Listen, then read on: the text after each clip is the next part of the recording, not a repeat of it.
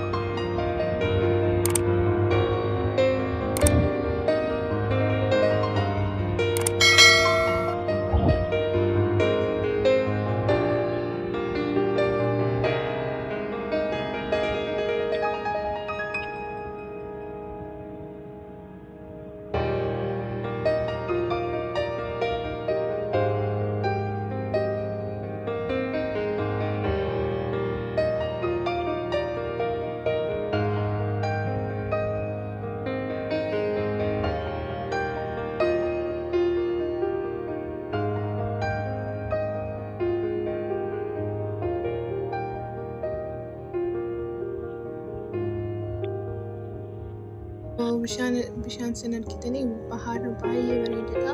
Warroonni baariin jirtan bashannanuu dandeessu achi dhuftanii isiniin jedha obboleewwan kiyya.